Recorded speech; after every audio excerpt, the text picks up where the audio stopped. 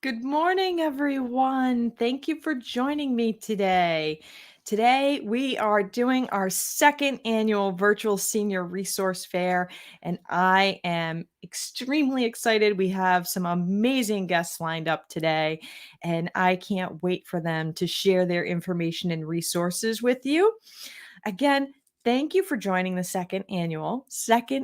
We did it first last year. We're going to do it again this year. Maybe next year we'll do it again virtually, or maybe we'll be able to have it in person, or maybe a little bit of both. Who knows?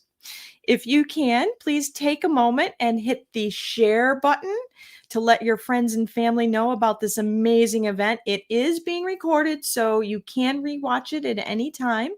But it is really important, the information we're sharing. And I know that there's people out there who are going to need this information and resources. So hit the like button, hit the share it out to your friends, your family, the groups, whatever communities you might be in, because there's folks who are really going to need the information that we're talking about today. Great. Thank you for doing that. So now, if you'll all join me in the national anthem. Thank you.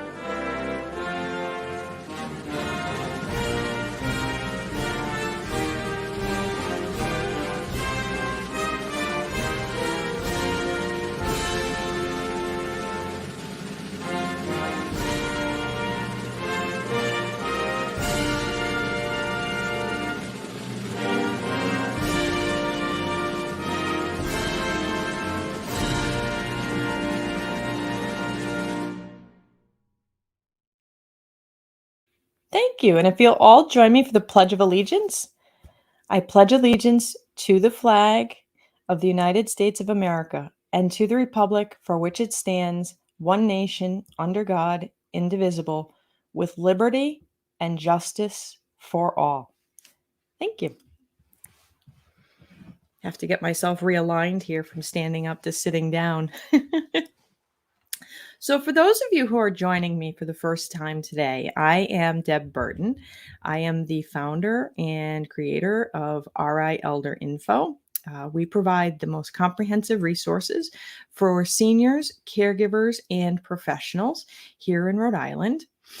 We are a 501c3 nonprofit, so everything we do is about giving back to our community. It's our mission to empower people throughout the aging journey by providing easy, one-stop access to comprehensive information and resources. It's our core belief that information is power, and no one should struggle to live a healthy, safe, dignified, and happy life from a lack of it. Our award-winning website, rielderinfo.com, is the most comprehensive, expert-curated online resource for Rhode Island seniors, caregivers, and professionals. We're better than Google because we're giving you the real information that you need. The website can be translated into almost every language spoken here in Rhode Island because we believe that information and resources should be available to all Rhode Islanders. Every Friday at 9 o'clock, right here on Facebook and on YouTube, RI Elder Info brings you Friday Friends, a live stream show that features other nonprofits and organizations that are doing some really amazing things that you need to know about. Each year, we also bring the Calling All Veterans Day. It was originally planned for May of 2020 at URI Ryan Center, but we all know COVID happened, so we took it virtual. And we did the first Calling All Veterans Day virtual conference in August of 2020, and it was a smashing success. The success of that is actually what led to the very first virtual senior resource fair. It's been great.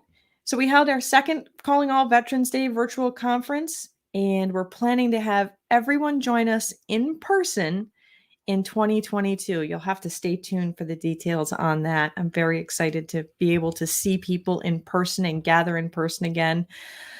COVID has been quite the challenge. So each year, in the meantime,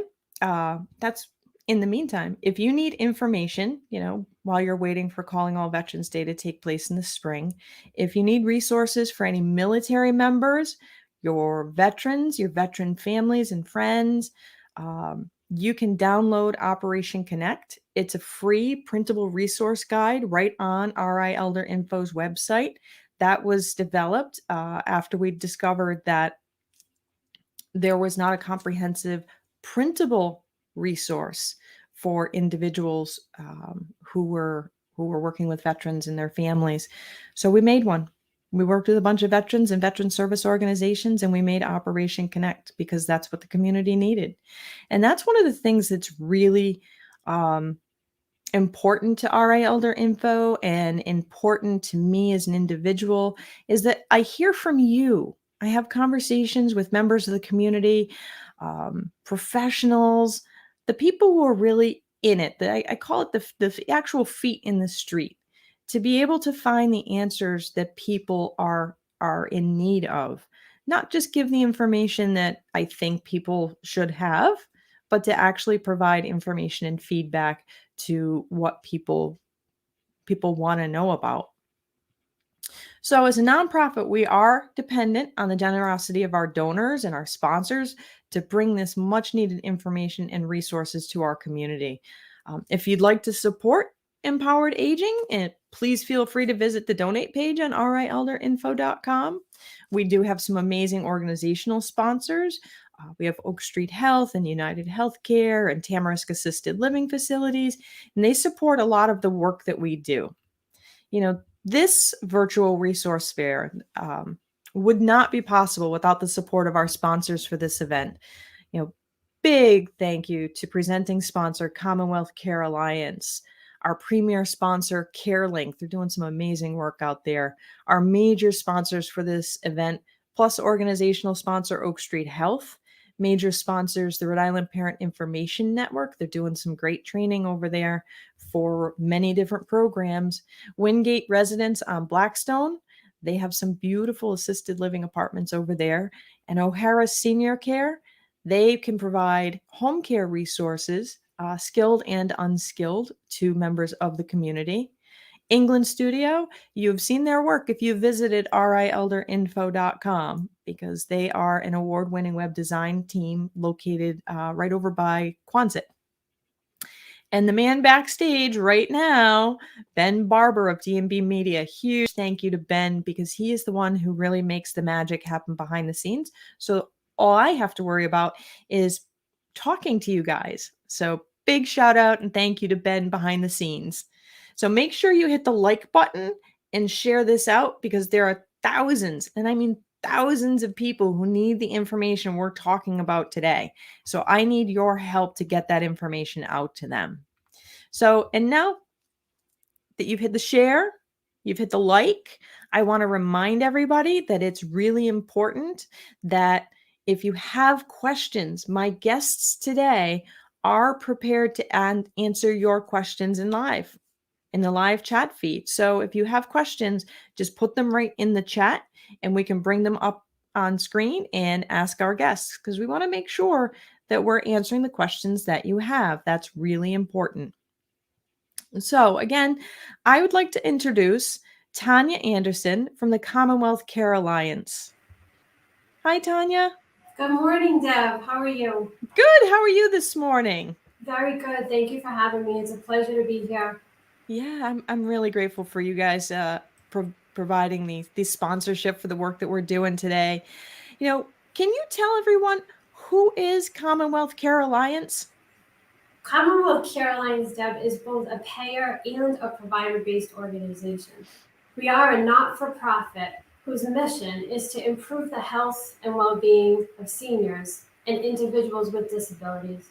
We're committed to providing complex medical and behavioral health care by delivering quality care and specialized services. We have the longest tenure serving elderly and disabled adults with over 42,000 members. What makes us unique, Deb, is how we wrap services around our members and provide hands-on care in people's homes. That is awesome.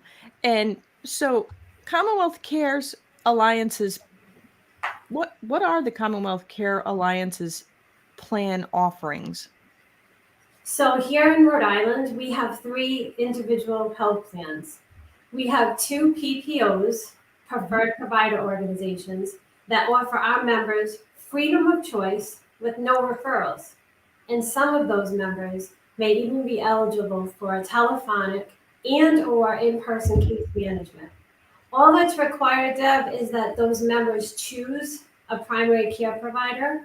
We also have a DSNP plan, which is our dual special needs plan. And this plan is for individuals who have both Medicare and Medicaid. And those members, they all receive case management services. That is really amazing. What is the Instead program? I've heard something about that, but I think my viewers might want to know a little bit more about what the Instead program is. This is a very unique program that only Commonwealth Care Alliance has, Deb. This program ensures that our members receive urgent medical care that they need in the comfort of their own homes. And all they have to do is request a visit. We want our members to avoid unnecessary visits to the hospital, to the emergency room, and really just to request those services. It's very easy. All they have to do is either go online or they can call us directly. And more importantly, all the Instead visits that we provide are fully covered for those members of Commonwealth Care Alliance. Basically, the program is administered by trained paramedics. And to give you an idea of some of the conditions that we treat, we can address things like anxiety, low or high blood pressure, UTIs, flu-like or respiratory symptoms. And, that's just to give you an idea of some of the areas that we would come into the home and provide services for. So with Commonwealth Care Alliance, with the Instead program, it sounds like if I'm not feeling well, I don't even have to leave my house, that you can have the EMTs come out and, figure out, is this the flu or is this something else, that you have that team available to come out and help me right at home. Right at home. And the reason for that, Deb, is that Commonwealth Care Alliance is not new to this industry. We have been in operation for 50 years. And so we know that our members, they want to stay in place. They want to get the services that they can in their homes, especially with all that we've endured during the pandemic. We know that no one, whether elderly and or disabled, wants to have to go to the hospital right now. And this program has been a great success in Massachusetts, and we're so excited to offer it here in Rhode Island. That is awesome. So can you tell me more about, being that it's newer to Rhode Island, can you tell me more about Commonwealth Care Alliance's Rhode Island network? Absolutely. We're very excited. We have a very vast network. So we not only have just about all of the Rhode Island hospitals, but we also have some neighboring Massachusetts hospitals. And just to give your viewers an idea of some of the primary care providers that are in our network, I'm just going to share a few. We have Prospect Medical and Charter Care. We have Thunder Mist. We have the Providence Community Health Centers and South County Medical Group. And again, Deb, that is just to name a few. I encourage all of your viewers to go online to our site. They are actually able to take a look at who they can choose for a primary care provider and look at all of those specialty providers that we have in our network. It's very vast. That is awesome. We have a question in the chat that has come in. Do individuals have to be on Medicaid to qualify for these services? So it depends on the plan that the member chooses. So some members that come on do not have Medicaid, they have Medicare, and they could go into one of our 2 PPO plans. So they could come into our Medicare Preferred or our Medicare Value plan. And for the members that have Medicare and Medicaid, that we refer to as the duals population, they can come into our DSNP plan, which is called our maximum plan. So we really, when we came into Rhode Island, we really wanted to serve this population and be able to have a network for everyone. So really, those 3 plans provide an opportunity for everyone. That's awesome. And I know sometimes, the challenge is case management. How does Commonwealth Care Alliance determine if a member qualifies for case management services? That's a great question, Deb. So one of the things that is going to happen for the members that are signing up right now for January 1 is that these individuals are all going to receive an initial welcome call. And after that welcome call, they're going to receive a welcome packet. And the welcome packet is going to have what we call an HRA, which is a health risk assessment. And it's the very first step for the member to really let us here at Commonwealth Care Alliance know what their history is, what their utilization is in regards to their illnesses and their medications. And so that's the very first step in determining if an individual is going to qualify for case management. So we tier our members. We have 3 different tiers. But we have what we refer to as a high touch, which is all of those DSNP members that are in our dual program for those that have Medicare and Medicaid. And for our 2 PPO programs, those individuals are going to also be eligible if they qualify. And maybe, again, based on their utilization, maybe they're going to be a medium touch, or maybe they're going to be a low touch. And these individuals, and I know you know this, Deb, care levels change. Things as simple as a UTI or a short-term stay in a rehab facility, really determines what those needs are for that individual. And so there is no one set way that we're going to determine that. It's something that is going to be ongoing so that we can best serve our members. Tanya, this has been awesome. And I'm so glad you were able to come on today and talk about Commonwealth Care Alliance. I think it's a great program that's coming into the state. I think you have a video for us. Yes, I would love to show your members, some of our members and some of our clinical care team members, and show you how we provide uncommon care. Awesome. Thank you. Thank you, Deb. When a health worker supports a senior's right to make her own health decisions, that takes uncommon respect. When a nurse practitioner works to close critical gaps in care for a member with a disability, that takes uncommon commitment. When a clinician offers a member not just care but true partnership, that takes uncommon compassion. At Commonwealth Care Alliance, that is uncommon care. Care that values every individual as uncommonly special.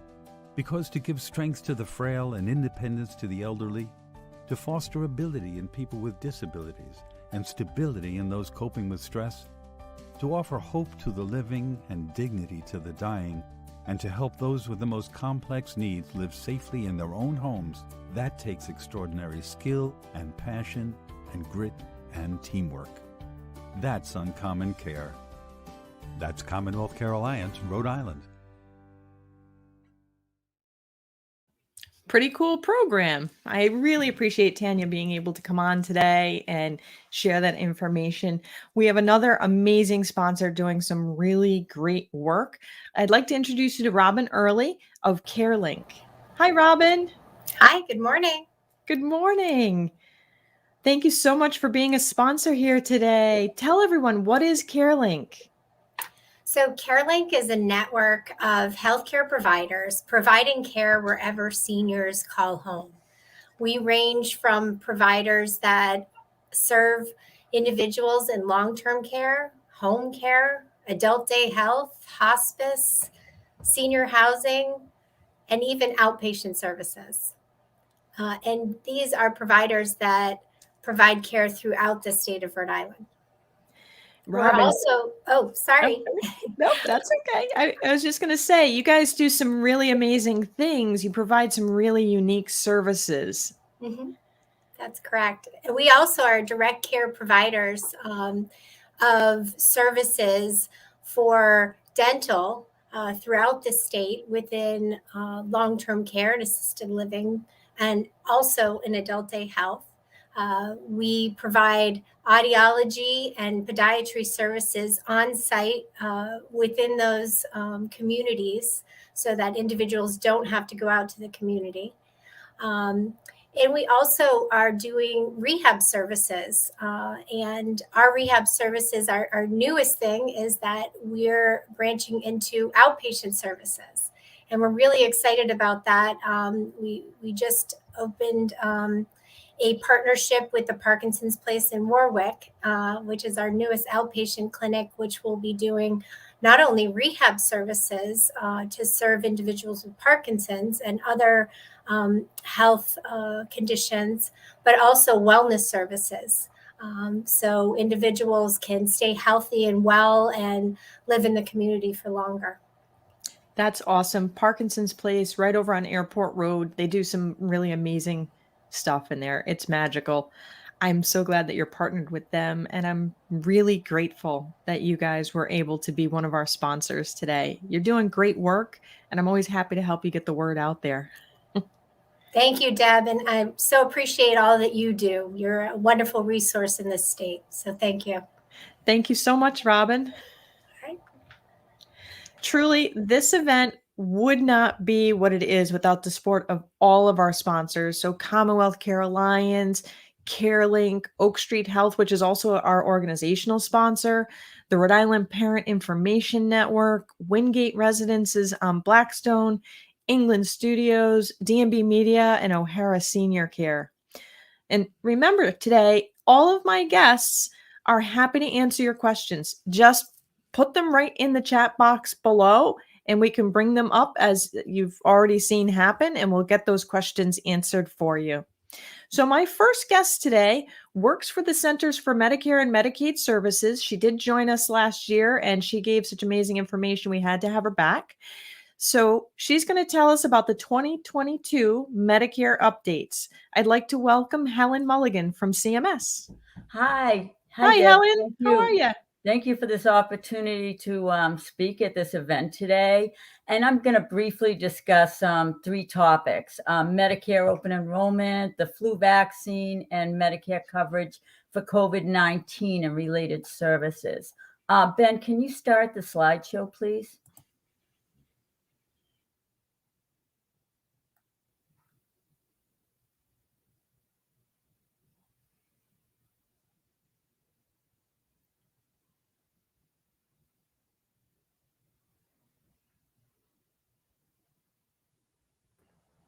Can you see the slides, Helen? I cannot see them. Are they up? Yeah, they are up. Okay, I'll just head on then and tell you when to change. Excuse me. No worries. Medicare open enrollment is a time each year when people with Medicare can enroll, disenroll, or switch their Medicare Advantage and Medicare prescription drug plans. It's an opportunity to find the health or drug plan that works best. Open enrollment actually already began on October 15th, and it ends on December 7th. Any changes made during the open enrollment timeframe will become effective on January 1st. Next slide, please. Each year, Medicare Advantage plans and prescription drug plans can restructure their benefits. They can change costs. They can change their provider networks. They might change their prescription copays or change their drug coverage. For those of you on Medicare, now is really the opportunity to review your current plans. You can stay in your plan, but it's also the opportunity for you to make changes. And if you do decide that you want to make changes, now is a time when you can join a new plan. And now is a time when you can disenroll from a plan. Again, open enrollment ends December 7th, and any changes you make during open enrollment season will become effective on January 1st. Next slide, please. in Rhode Island, actually close to 50% of people are enrolled in Medicare Advantage plans. And for available in 2022, there will be 33 Medicare Advantage plans available. And there are 21 Medicare prescription drug plans that you can choose from. The average cost of a Medicare Advantage plan premium Rhode Island next year will be $25.46 a month. There are actually even there's available plans for the 0 monthly premium. And for next year, the lowest premium for Medicare prescription drug plan has gone up just 20 cents. So the lowest plan someone can join is $7.40 a month. Next slide, please. So with so many options available, where can individuals get information? Well, one source is the Medicare U handbook, which was mailed to Medicare beneficiaries in September. The back pages of this handbook have state-specific information on available prescription drug and Medicare Advantage plans. This really gives beneficiaries a quick comparison of plans. We suggest that people can also go on a plan's website or call a plan for more information. Another resource is the Medicare Plan Finder, which is on medicare.gov. For those who are computer savvy, this is really an online tool where you can go in, you can put in your prescription drugs, you can just tell the Plan Finder what pharmacies you like, and it will generate what plans are possible options for you. Next slide, please. A great resource is in Rhode Island and all the states, really, the state health insurance assistance programs. And these programs called SHIPs are wonderful. They offer free one-on-one counseling and assistance to people with Medicare and their families. And this is during open enrollment and really any time of the year. During open enrollment, SHIP counselors are very busy. And due to COVID, I believe most counseling sessions are being conducted by telephone or video teleconference. Contact information for the SHIP is displayed on this slide. And I believe you can contact the SHIP by calling the point. Next slide, please. Another great resource during open enrollment season is 1-800-Medicare. And help on this line is available 24 hours a day, including weekends, except major federal holidays. And 1-800 operators, when you call, there's an option to speak in English. You have an option to speak in Spanish. But if an individual needs help in another language other than English, they can let the customer service representative know, because support is available in 250 languages. Next slide, please. And now I want to switch and talk just very briefly about flu vaccinations. This graphic displayed shows how serious the flu can be. According to the CDC, vaccines greatly reduce the risk of infection by working with a person's body's natural defenses to safely develop immunity to disease. The flu shot can help prevent the flu, and the flu shot can also mitigate any symptoms that happen if a person does get the flu. Vaccination is especially important for people who are at higher risk for developing serious flu complications, which and that the category does include people age 65 and older. Next slide, please. People with Medicare pay nothing for a flu shot. So they don't have to worry about copays. And this is true whether they're on original Medicare or if they have a Medicare Advantage plan. You just need to go to a qualified provider, pharmacies to get the shot. This information I'm going to mention now is fairly new. If a patient is eligible, both the flu and COVID vaccines can be administered at the same visit, and as recommended by the CDC and its advisory committee on immunization practices. And healthcare providers can bill separately and get paid for both. Next slide, please. I just thought I would show some graphics that we have developed that you might see on social media and at other locations. Next slide, please. The final topic I'm going to discuss is COVID-19. Medicare does cover lab tests to check for COVID-19. Beneficiary, there's no out-of-pocket cost for this. I do want to mention that Medicare will cover the first test without a referral, but individuals will need a referral from a healthcare professional for any additional tests. Medicare does cover antibody tests to determine if an individual has had COVID. Medicare covers antibody treatments. These are the treatments that can possibly help individuals that are fighting COVID. Medicare does cover all the approved COVID vaccines. Individuals pay nothing. There are no out-of-pocket costs at all.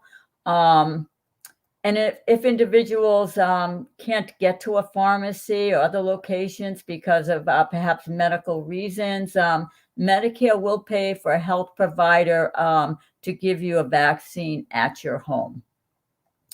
Medicare does cover all necessary hospitalizations due to COVID. There's so many things I could talk about COVID-19 and services, and a lot of this is found on Medicare.gov or CMS.gov. I did want to mention just a little bit about telehealth. Before COVID, Medicare coverage of telehealth services was really very limited and basically to certain locations and in rural areas. But during COVID and the public health emergency, Medicare coverage of COVID has expanded greatly. During the public health emergency, we cover doctor's appointments via telehealth, via computer. We cover audio telephone services. My mother, a couple of weeks ago, had a doctor's appointment via telehealth. It's just amazing, the expansion of coverage. Next slide, please. This is just a CDC graphic on who and when individuals are eligible for the booster shot. And those age 65 and older are eligible for a booster shot if they wait at least 6 months after having their Pfizer or Moderna vaccines and at least 2 months after having the Johnson & Johnson vaccine. The CDC has said that you can get any booster shot. Now, even if you originally had a Moderna, you can get a Pfizer. So that's what the CDC has recommended that you could do. And the CDC website is always providing updates on COVID information. Next slide, please. This past August, the Office of Inspector General issued an alert about fraud schemes involving COVID. I think it's just really important for people to know that there are fraudsters out there and scammers. And if people are unaware of these schemes, they may give away their medical and financial data, and the personal information collected, could be used fraudulently to bill federal health care programs or commit identity theft. And there have been numerous COVID scams involving Medicare. Next slide, please. There are ways to protect, individuals can protect themselves against COVID vaccine fraud schemes.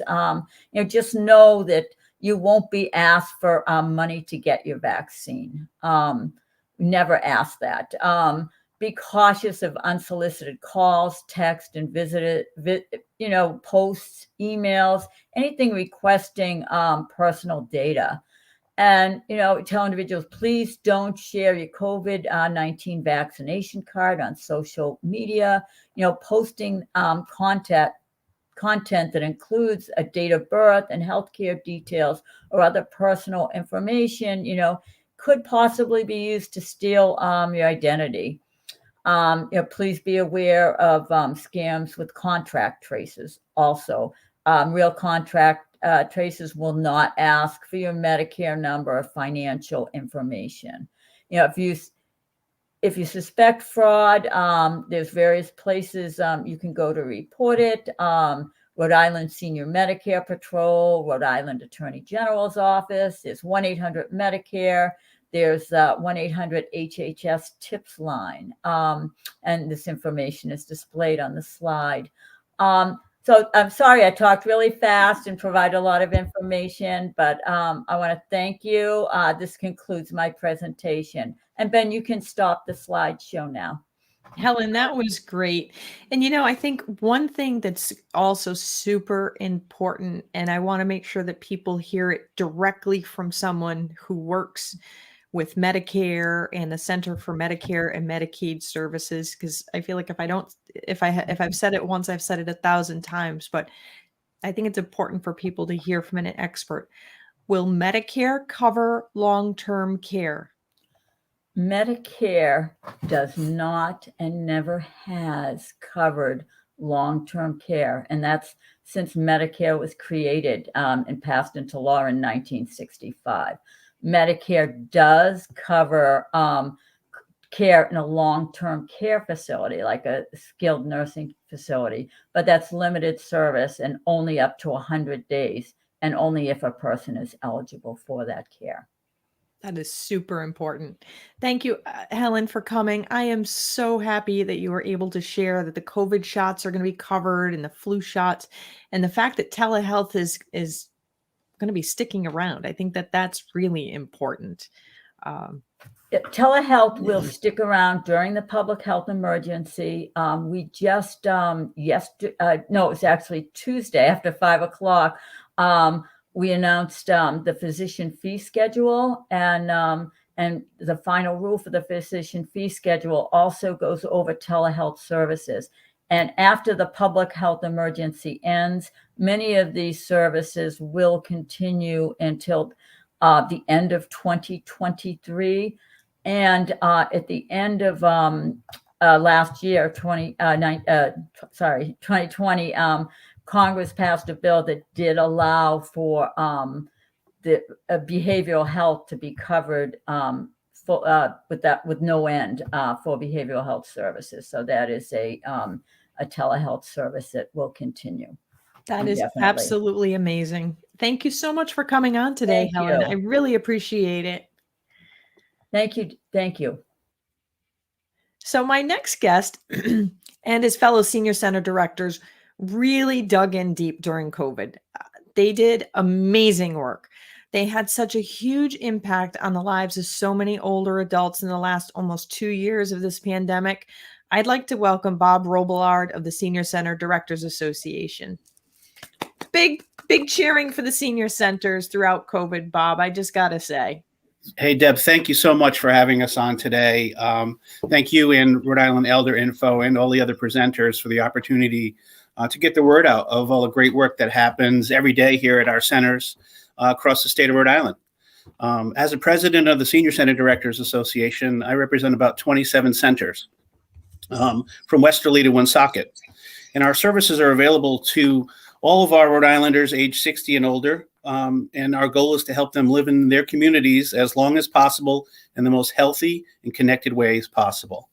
If you could start the slides, that would be great. So one of the focuses for us continually is creating vital connections. Next slide, please. As a Rhode Island Senior Center Directors, our local community centers are working towards a just and caring society that allows us to age with dignity, purpose, security every single day. One of the main focus of the work that we do is to make sure we're available as a resource. We work really closely with our state and local agencies, and each senior center is totally different than the other.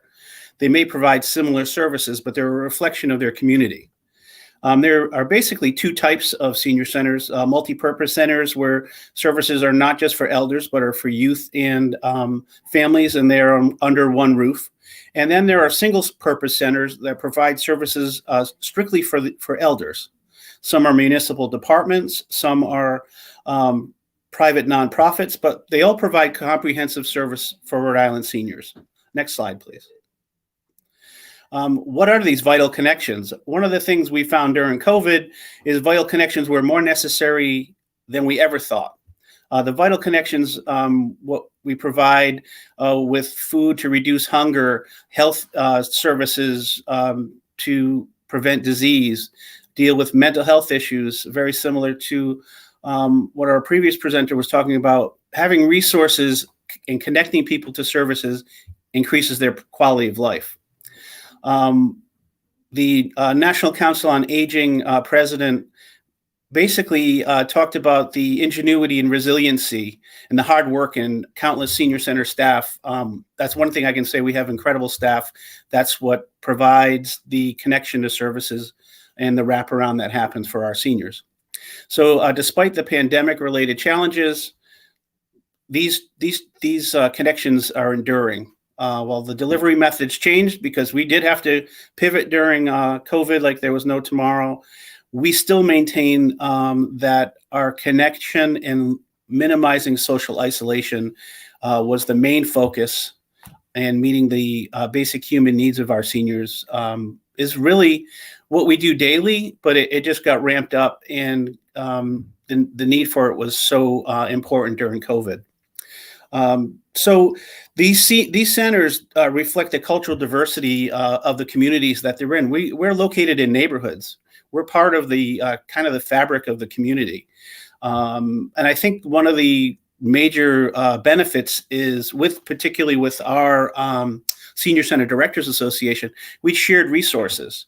We always work on best practices and connecting the disconnected. Next slide, please. So we are open again, but it's never business as usual going forward.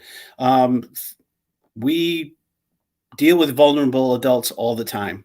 During COVID, like I said a little while ago, the focus increased and the need increased. We turned some of our centers into vaccine clinics, and our staff not only staffed them, but helped get seniors to the clinics, help them sign up for their vaccinations, help them post vaccinations with food and connections to their medical appointments and their medical prescriptions. One of the things we do find is since we are located in neighborhoods, we're accessible, and that accessibility helps us help people and approach aging well with a focus on mind, body, spirit, and community. Specific to community, we continue to build collaborative connections for folks in their own homes and in their own communities. Next slide, please. So our local senior centers, this is what we do. We're made up of change agents. By change agents, we're people who are looking to get the best benefits for those we serve.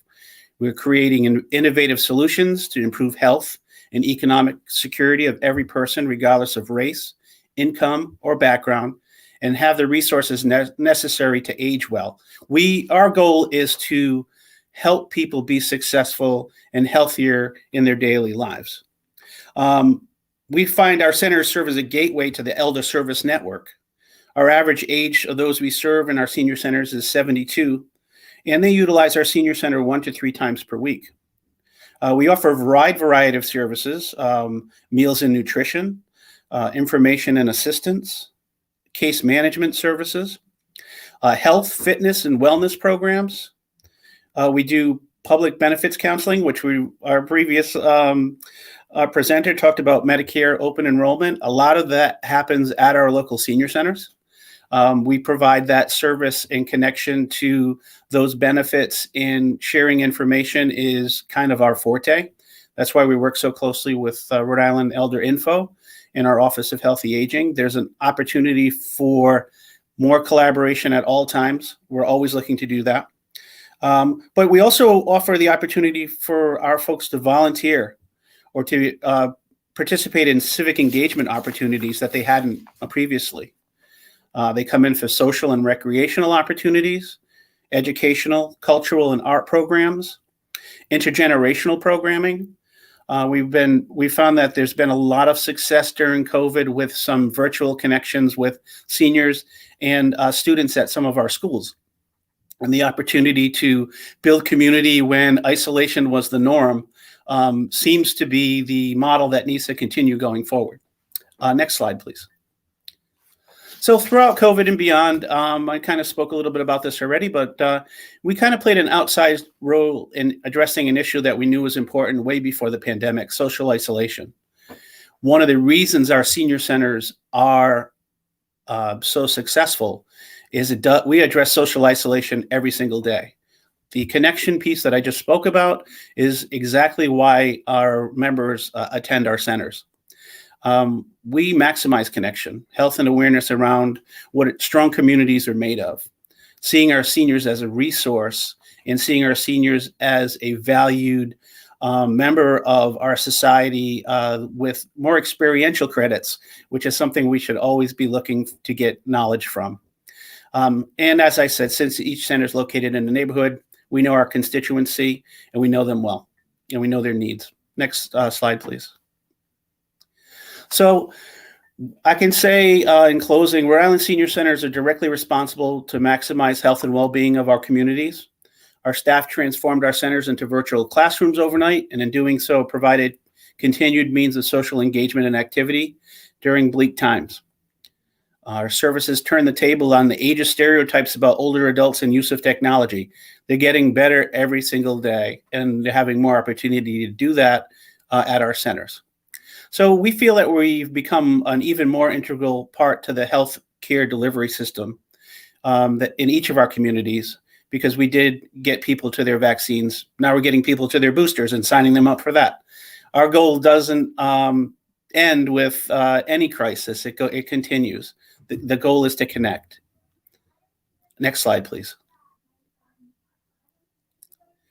It might not be a next slide. I think that's the conclusion of my presentation today. Bob, I think you in some ways undersell what the senior centers were able to accomplish during COVID. I remember those first weeks, everything shut down, and we told our older adults, don't go to the market, don't go out of your house, stay home. And I don't think a lot of folks realize that the senior centers are meal sites. And when everything shut down, you guys pivoted on a dime to make sure that the folks that you saw every day in your center had their meals. And it's not part of the Meals on Wheels program. It's separate from the Meals on Wheels program, which is also an awesome program. But you know, a lot of our centers also are the sites where Meals on Wheels go into the community too. So it's not unidimensional. One of the things we find is when we pivot, the fact that we know our community members and we know what the needs are, we can pivot much quicker than an agency that doesn't know their community. So we do focus on those basic human needs. And here in Coventry, we actually moved our food bank and co-located it here during COVID, and we serviced, I think, about 2,400 cars in our community with emergency food. That's despite, access. We were able to gain access for folks, and also deliver meals, grab and go meals, and also finally, just to let you know, the focus continues to be bringing people back into our centers. So if you haven't been to your local senior center, or you're a family member who has questions about what your local senior center offers, please take a walk through. Our director is more than willing to give you folks a 50-cent tour of each of our centers, because we're really proud of the work that we do. So how old does someone need to be to join a senior center? Well, you can either be disabled or 60 and older. So over age 60. And, sometimes when you're starting something new, you don't want to be the new kid in the lunchroom. Did the senior centers really kind of work that if you're joining for the first time, that you can feel welcome? Did the senior centers work to foster that with folks? We do. We do a buddy program where a new person comes in, we have a seasoned person who actually utilizes our services, or someone from our board of directors. Particularly here in Coventry, that's all I can speak to with how that's done. The buddy will take someone through. The first time they come in, the meal's on us. We try to make them as at home and introduce them to some, as many people as they're comfortable with.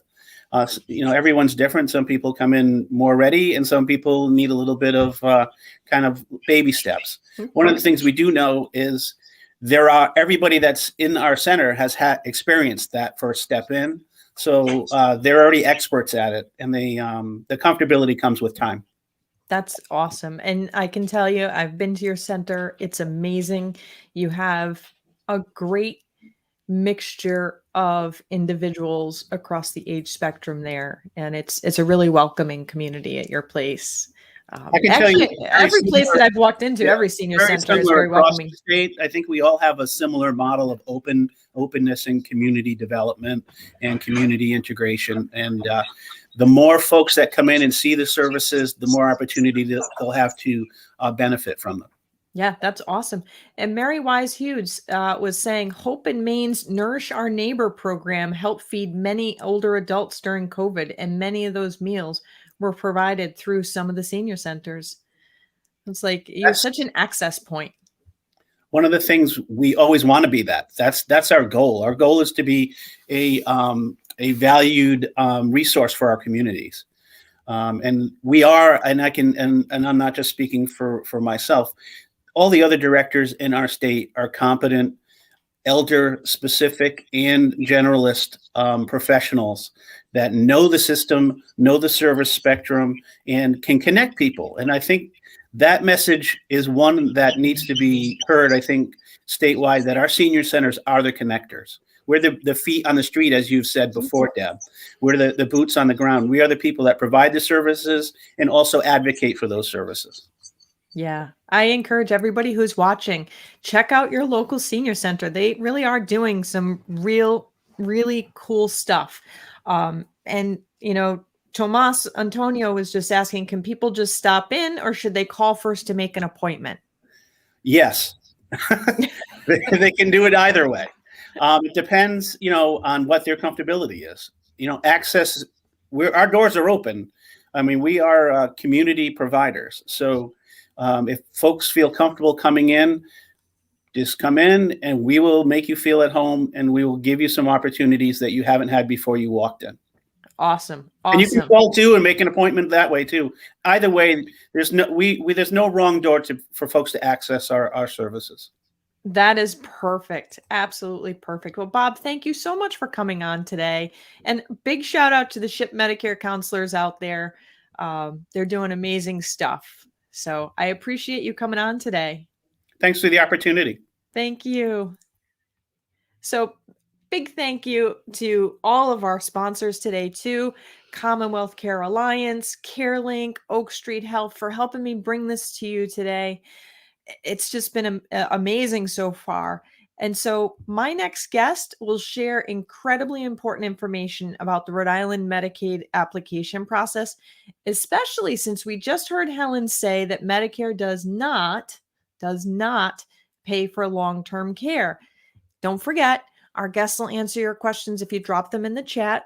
And I really hope that you've hit the like button and the share button, because if you've been watching, you can see that we're talking about stuff that really thousands of people really need to know about. And they need to know about it now. So help spread the word. And if by some chance you joined a little late, this is being recorded, so you can rewind and get that information again, at your comfortable time period of the day. So I'd like to welcome Rose Leandri, the administrator of the Rhode Island Department of Human Services in the Long-Term Services and Supports Division. Welcome, Rose. Good morning. Thank you so much for the opportunity to present today. Today is my first year, my first time presenting. So I'm hoping to provide your audience with useful information that they can take with them and definitely encourage them to reach out to us to access LTSS. So for today, I'm hoping to describe the LTSS program to you, as well as letting you know how to access the LTSS program, the different options that are available under the Long-Term Services and Support Program here at DHS. Hi, Rose. This is Ben. Could you just go into present mode for me Okay. on your PowerPoint?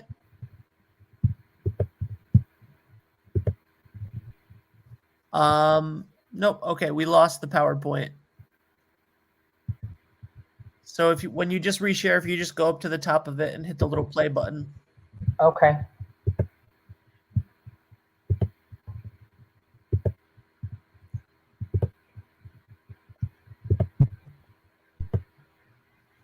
There is a play button.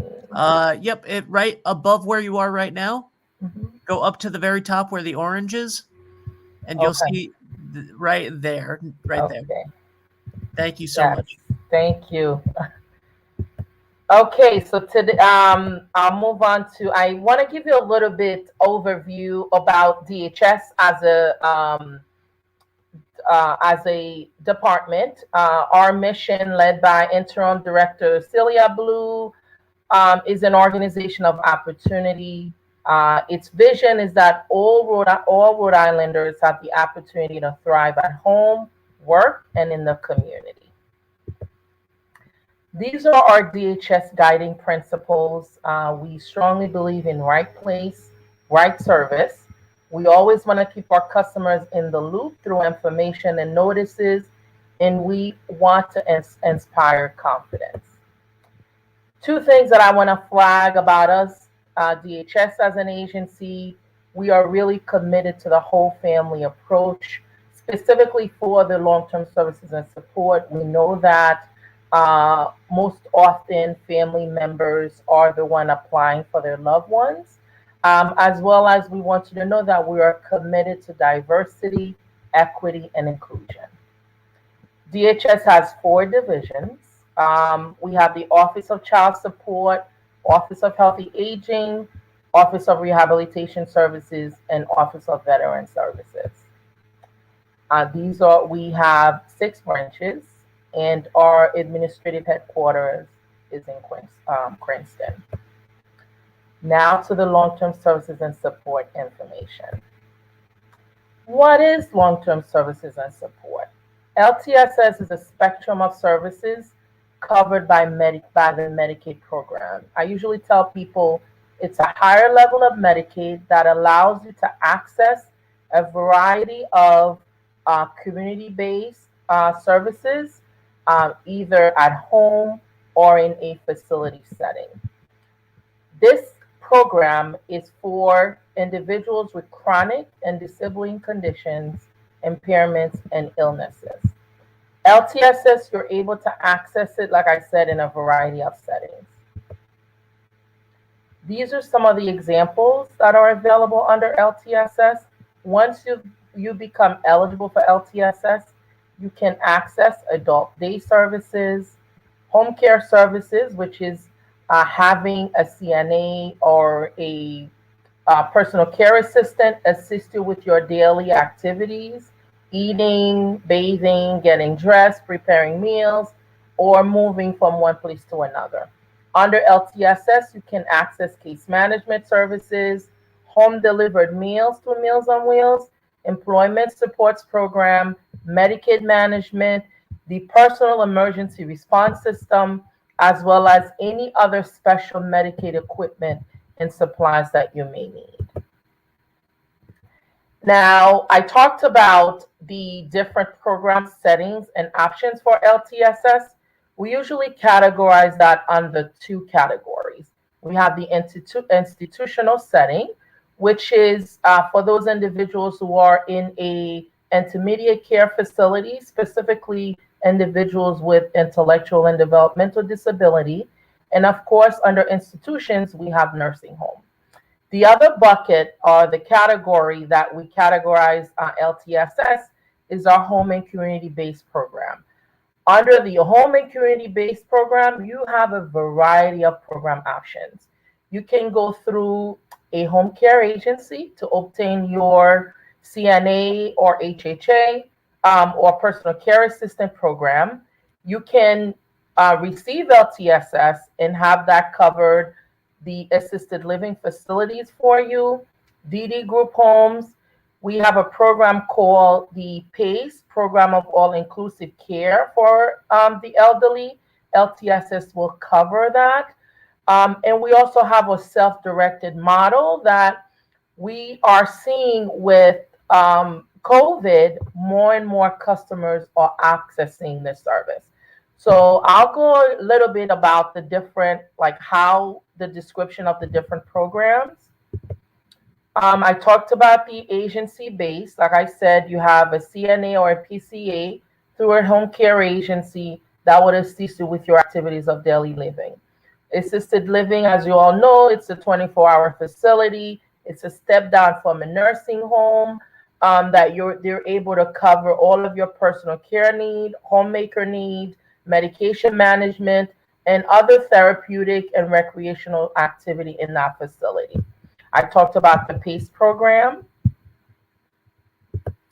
What I really want to take a little minute and talk about is our personal choice program that we are really encouraging people to access or self-directed. So under personal choice, you can have a family member, a friend, a neighbor provide the care for you.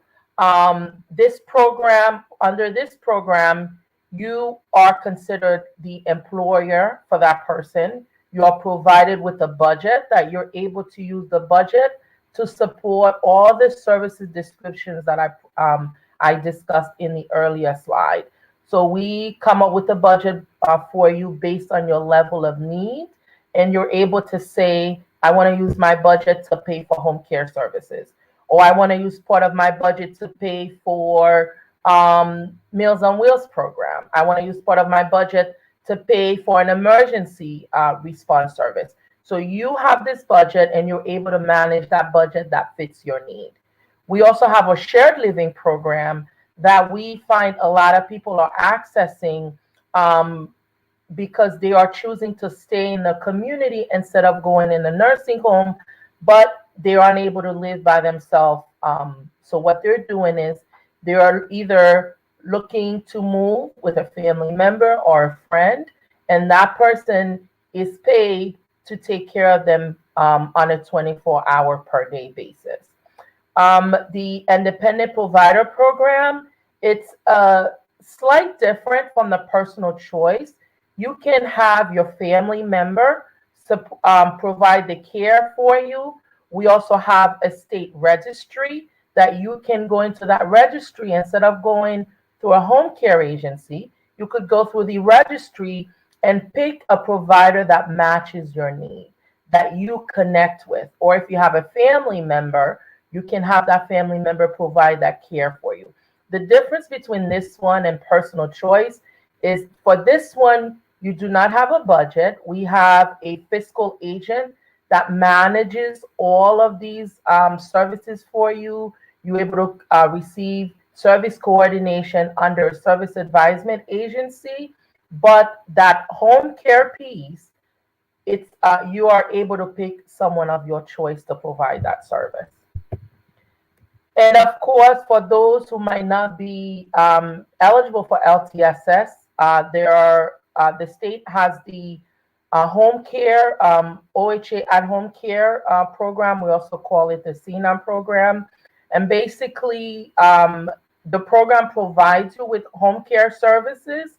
And for those individuals who are 65 and over, or under 65 with dementia or Alzheimer's diagnosis, and your income is up to 200 of the federal poverty level, the Office of Healthy Aging will pay a portion of that care for you, and then participant of the program is responsible to pay their portion.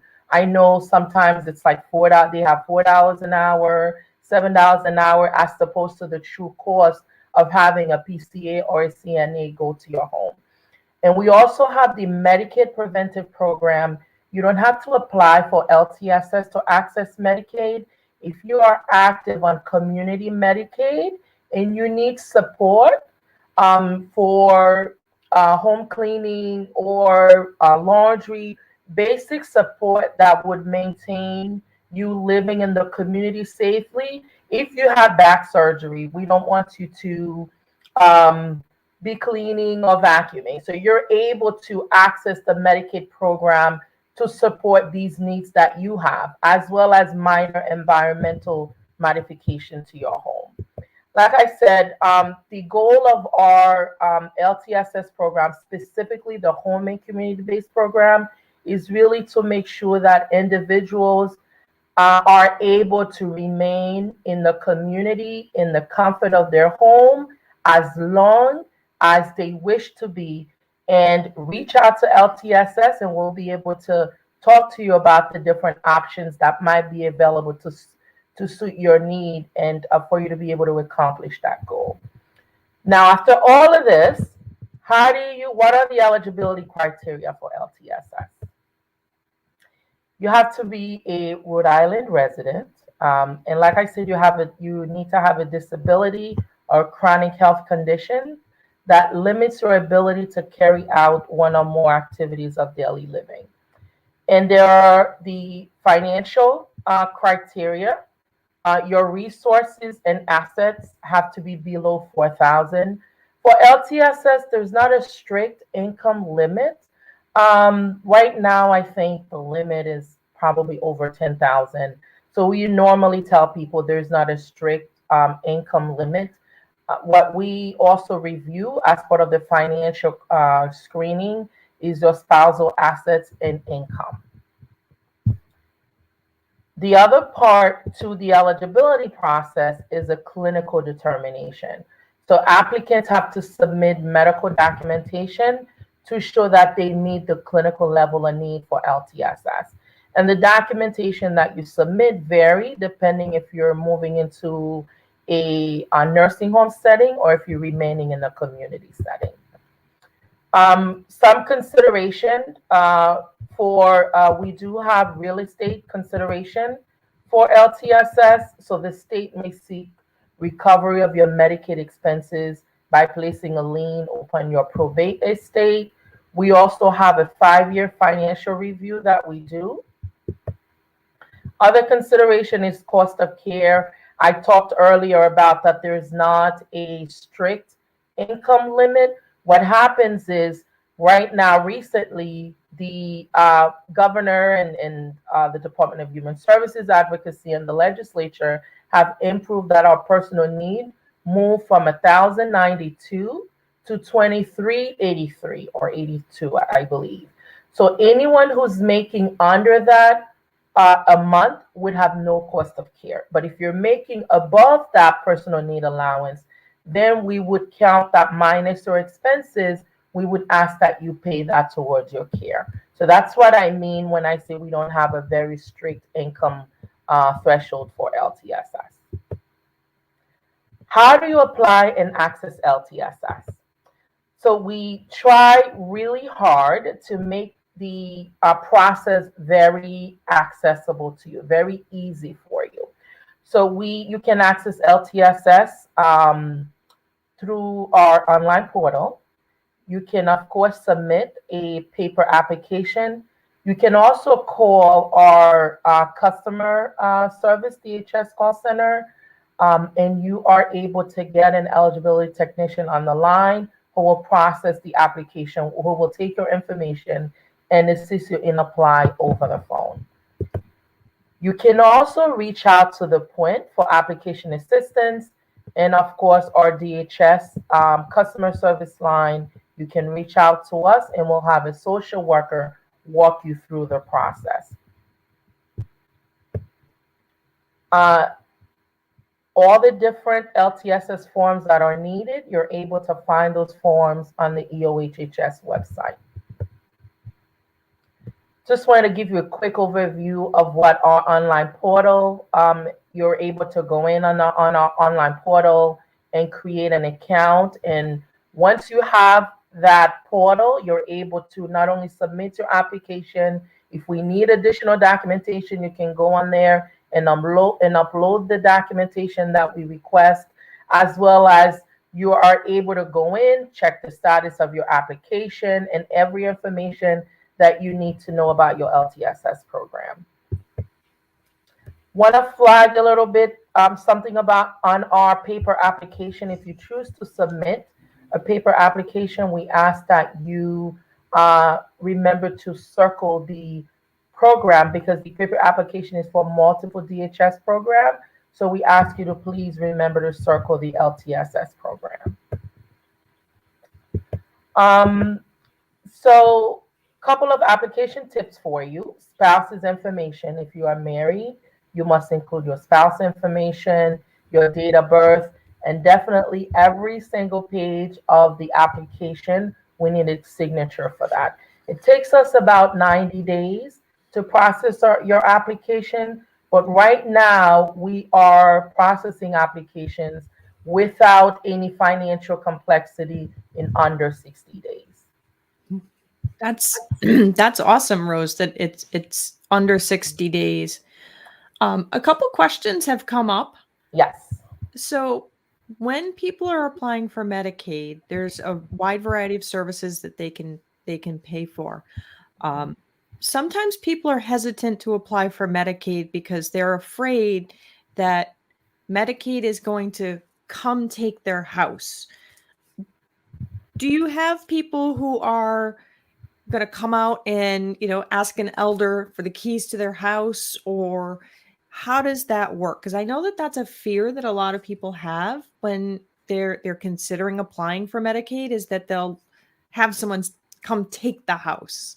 No, not at all. So I talked earlier about if you own real estate and after passing, if your real estate goes into probate, then normally the attorneys, when there are transfer of asset, there's a lot of different configuration that goes into the Medicaid program recuperating part of your probate estate. But if you are actively living in your home, you're eligible for LTSS, you access the services, and you keep your home. The only thing we have is resources under $4,000 for if you own real estate. There is a $580,000 value, and if the value of your home is above that, there are configuration that we go through when we're processing your eligibility, and all of that information. You have all that information prior to eligibility and access the service. But to a quick answer to your question, Deb, no. Perfect. So I encourage you, reach out, call our phone number with specific questions. And we have our eligibility technician, customer staff, our social workers. We do option counseling. Part of what we're doing now with LTSS in order to eliminate all those myths is prior to a customer submitting an application, they're able to call our 415-8455 number or call the point. And we also have someone available to do option counseling with them. And all these questions and concerns are able to be discussed with the option counselors on the line prior to you submitting an application. That's awesome. Would you be able to make your PowerPoint available for me to share with individuals? So yes, definitely. Awesome. It has a lot of information, and I went through very quickly. But I did do the PowerPoint with the intent of having it shared so people can have all the important information that are available on this PowerPoint. That's really good, because I think a lot of times people don't realize about the independent provider program and the personal choice program and all these different options. And I think it'll be really good to be able to share that out with our viewers. because there's a lot of misconceptions around Medicaid. You know, can the spouse apply for Medicaid if they need to go into long-term care? Will that mean, you know, that the wife who still lives in the house, will she lose the house? Will she be impoverished? You know, how, like all those different things come up for folks. Yeah, our goal is really to dispel those myths. We are committed to um, having people access long-term services and support. If you are in a nursing home, there spousal consideration for a spouse that living in the community. So the income thresholds are we have like petty rules that takes consideration for spousals that continue to live in the community. So there's a lot of great way of us making sure that accessing LTSS works for individuals and their families. That's awesome. I'm so glad that you were able to join me today, Rose. This has been awesome. And I'm going to make sure that your slides go out with my newsletter this week so that people have that right away, because it's so important what we're talking about today. Yeah. Thank you, Deb. I want to really thank you for the opportunity to present today. And I will share my slide, and we have the DHS phone numbers. If anybody has any questions, they can feel free to reach out to us. Awesome. Thank you so much, Rose. This has been great. Thank you for this opportunity. Whew. A lot of great information being shared here today. Now we're going to hear about more money in your pocket in 2022. I'd like to bring up Daniel Rue of the Social Security Association. Hi, Daniel. Hi, Deb. Thank you so much for having me today. This is great. So what's going on for Social Security for 2022? A little bit more money, a little bit more money. That usually gets everyone's attention, right? Good morning, Deb. Good morning, everyone. My name is Dan Rue, and I'm the Public Affairs Specialist for the Social Security Administration in Rhode Island. It's nice to virtually be with you all here today. A little background on myself. I've been with the agency for about 13 years as both a service representative and claims representative. I hope my experience with the agency and its programs are helpful in providing you with an informative presentation. At the end of the presentation, there'll be time for questions, so please hold them until the end. Next slide, please. So agenda. The topics I will cover today are the following: the state of the field office during the pandemic, the infamous cost of living adjustment. I tend to put this in the middle of the presentation because it really gets everyone's attention. We will also discuss scam awareness, and finally, online services with Social Security. Next slide, please. So, state of the field offices. Due to the COVID-19 pandemic, you can only enter our offices if you have an appointment. Generally, we will schedule an in-person appointment in limited critical situations. Limited critical situations exist when you are without food or shelter or without medical coverage and need to apply for or reinstate benefits. Or you currently receive benefits and have an urgent need for payment to meet expenses for food, shelter, or medical treatment. If you believe you qualify for an in-person appointment, please call your local field office. You can conduct most business online with our secure and convenient online services. During the COVID-19 pandemic, we are asking the public to first try to use our online services before calling us. Although the offices are not providing service to walk-in visitors, our employees are answering your calls.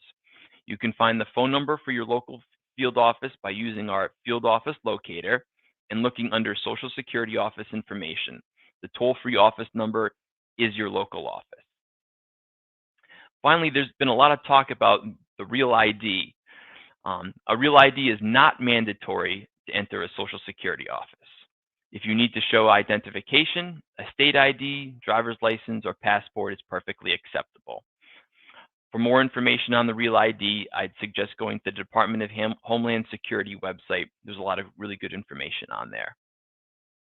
Next slide, please. Cost of living adjustment. Maybe you have heard there's going to be a cost of living adjustment this year. In fact, the 2022 COLA is 5.9%, and will begin with benefits payable to more than 64 million beneficiaries in January. The cost of living adjustment is based upon the Consumer Price Index as determined by the Department of Labor's Bureau of Labor Statistics. This is actually the largest COLA since 1982. In fact, the average Social Security benefit will increase by about $91.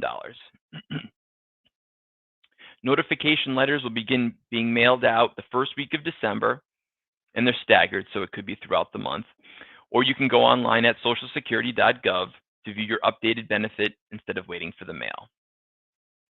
Next slide, please. Scam awareness. This has been a big focus of the agency over the last few years.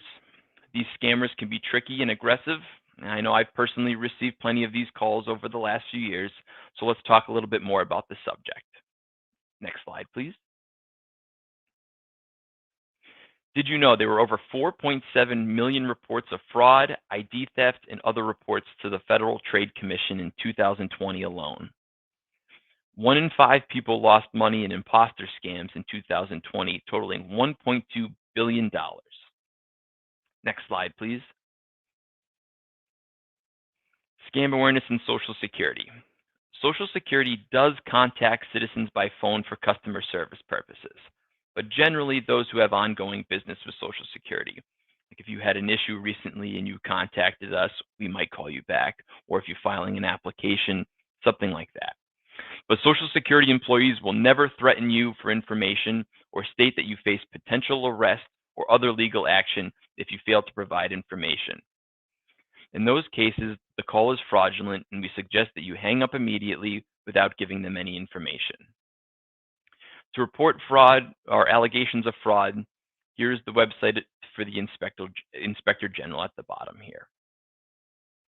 Next slide, please. So what to do if you have become a victim of fraud or ID theft? Well, first, don't be embarrassed. You aren't the only one. The scammers have become very tricky. You should call the companies where the fraud occurred, place a fraud alert, and get your credit reports with the credit bureaus. Report any ID theft to the Federal Trade Commission, and you may also choose to file a report with the police, your local police department. Next slide, please. Online services. So online services is our final topic, and it's a very important one. SSA.gov is a safe, secure, and easy way to conduct business. Let's talk about creating an account and what services are available to you. Next slide, please. My SSA. My Social Security is a convenient and secure suite of services designed to put you in control of your personal Social Security information, as well as help you manage your benefits. Your account gives you the information you need whenever you want, all without calling or visiting a field office. You can only open a My Social Security account for yourself. You cannot open an account for another person, even if you have his or her written consent. You may be unable to open a My Social Security account if you blocked electronic access to your personal Social Security information, recently moved or changed your name, or placed a freeze on your credit reports. Your online My Social Security account provides a variety of information to help you and your family. If you need help setting up an account, there's a 4-minute walkthrough video on our YouTube page that you can access at any time. Next slide, please. So My SSA services. What services are available to you? Well, you can opt out of mailed notices for those that are available online. One less thing on the kitchen counter, right? You can request a replacement Social Security card. That's very important right now while the field offices aren't open to walk-in services. You can report wages if you're receiving a disability benefit. You can get your benefit verification letter, also known as an award letter. This is probably the most important one that we have on here. You can get that, print that out, upload it, send it to whoever you need to. You can check your benefit and payment amount at any time. You can also change your address or phone number. This is another big one. Start or change direct deposit of your benefit. You can also submit your advanced designation of representative payee request. this is someone who you want in charge of your Social Security benefit for the future. You may also request a replacement Medicare card, and during tax season, you can get your replacement 1099 at any time. So those are just some of the benefits of having an online account, and it can really save you a lot of time and effort. Any questions?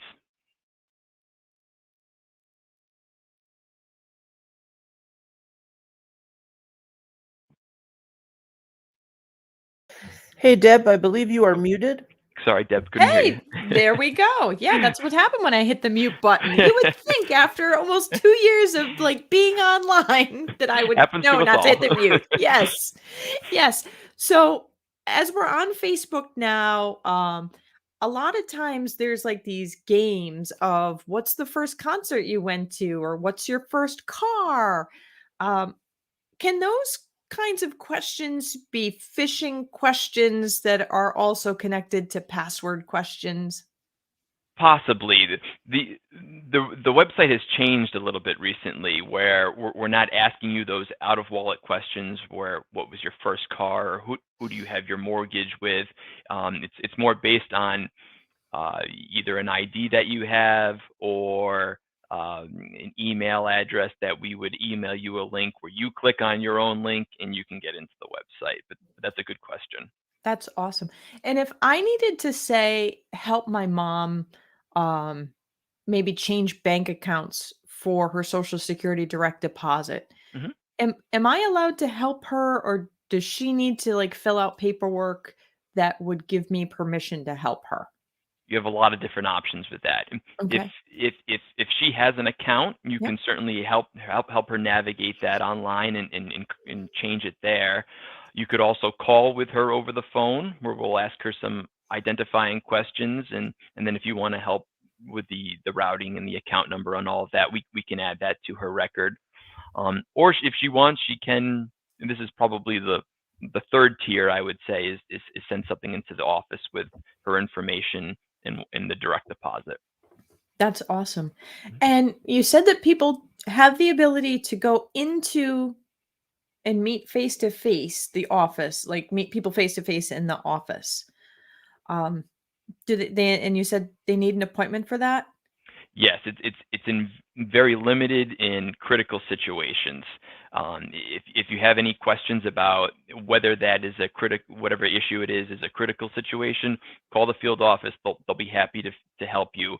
But they're trying to keep everything as spaced and as clear as possible for the most part. Yeah.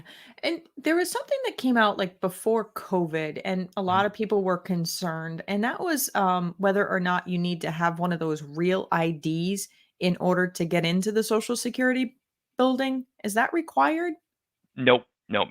And if you even need to show an ID, where when you go up to the window or you're making a transaction, all you need is a state ID, driver's license, passport. Any of those are acceptable. Oh, awesome. Awesome. Very good. So more money coming in 2022. Beautiful thing. Yes, yes, that is fabulous news, especially, the way prices are going lately. That's So great. true. Yeah. And so when somebody thinks that they've been scammed, they need to make a police report and proceed with that completely. Exactly. Yeah. And notifying the credit bureaus is a big one as well. That way they can at least flag your Social Security number. Okay. And is Heidi Ross is asking, is it possible to still look up our estimated earnings? And can you explain briefly the extra help benefit? Sure. Yeah. Absolutely. You can look up the estimated earnings, and you can do that right with My SSA. You can play around with your retirement numbers. You can actually look at every total wage that you've made over the years, as your benefit statement. So you can do that at any time with the My SSA account. And I think the second part was the extra help program with prescription drugs. So you can do that online, or you can actually print out an application from our website, or you could even give us a call and we can do it over the phone with you. But it's basically, we look at your income and resources to determine if you are eligible for a percentage of a subsidy for the prescription drugs. Awesome. Very good. Daniel, this has been absolutely amazing. It's always good to have good news when it comes to our finances. Thank you so much for joining us today with the fabulous information. Yes, thank you so much for having me. Have a great day. Thank you, you too. Great stuff going on. Great good news. And you know what we're doing wouldn't be possible without the support of our sponsors, Commonwealth Care Alliance, Carelink, Oak Street Health, the Rhode Island Parent Information Network, Wingate Residence on Blackstone, right over on the east side, O'Hara's Senior Care, D&B Media, making this happen behind the scenes, and England Studio. So, we all forget things sometimes, but as we age, we might start to worry if forgetting is something that we need to be worried about. I'd like to invite Annie Murphy from the Alzheimer's Association up. Hi, Annie.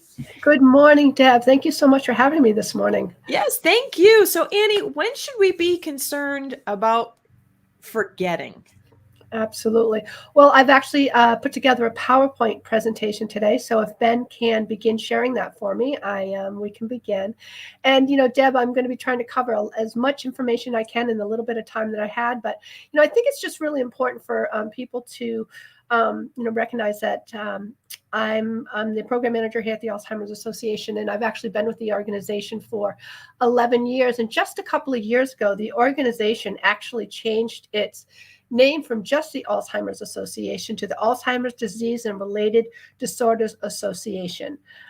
We are a global leader in Alzheimer's research, care and support, and caring for individuals all over this country who is living with a diagnosis of Alzheimer's disease and all other related dementias. And I think that's so important for people to understand, because we can support those individuals living with the diagnosis of any of the degenerative dementias, and Alzheimer's being the most prevalent of them that is right now being diagnosed. Next slide, please. So I just think it's important for people to see that, our vision is a world without Alzheimer's and all dementia. Next slide, please. So Deb, you asked that very important question about, when should people begin to be concerned? What we realize is that, as we age, we're all going to begin to, our processes of, thinking and remembering things. Things are going to slow down a little bit. That's just part of our normal, process of aging. And, I myself, there are times when, if I'm haven't gotten enough sleep or I'm stressed out, I, sometimes have some, memory concerns, and, I forget things. So I don't want people to be too concerned, but I think it's important for people to know when to start being concerned. And I just want to show this slide because we need to realize is that, when we're talking about Alzheimer's disease, that Alzheimer's disease is not a part of normal aging. It is not. It is a progressive degenerative neurological disease that will impact everything that you do, how you function through the progression of the disease. And that Alzheimer's disease is the most common form of dementia. It's the one that is most prevalent and prevalent in the way it's diagnosed, but that it's a real conglomeration of collection of symptoms and ways that people's functionalities decline throughout the process of the disease.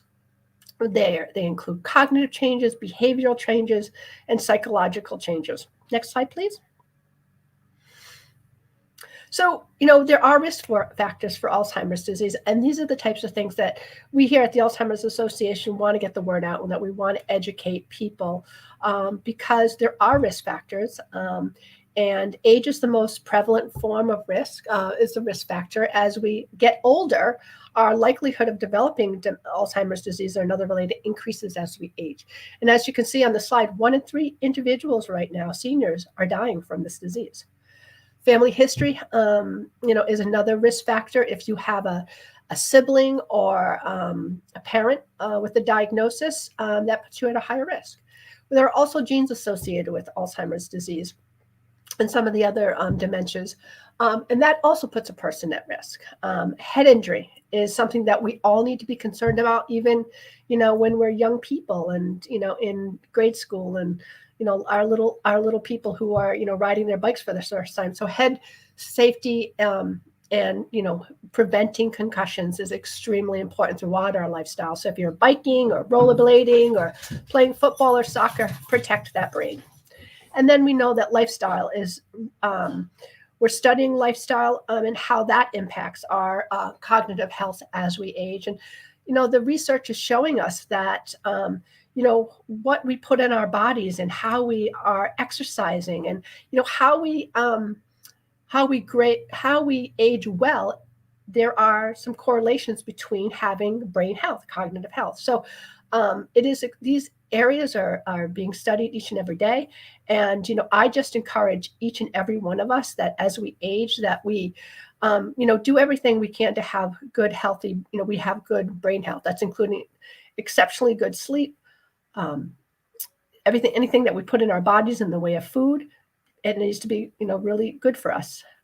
Active lifestyle, exercise on a very regular basis, keep our weight down, continue to have those social connections, and to really work at learning new skills as we age. Next slide. So we also know that Black Americans and Hispanics have a higher likelihood of developing Alzheimer's disease and other dementias than whites. So, we want people to understand that, because it's so important that they too are, to begin learning about what are the risk factors and also what are the warning signs for Alzheimer's disease and other dementias, and that they seek out their physician to talk to them about what they're seeing on a very regular basis. Next slide.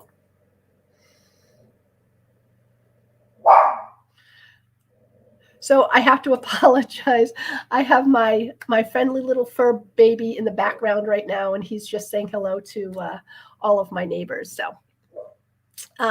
So this is something is extremely important that we're really trying to make sure that all of our Medicaid beneficiaries are aware of, is that as part of your benefit, you are required, and that you can't have a yearly wellness visit. And during that yearly wellness visit, as part of that wellness visit, they're required to do a cognitive screening.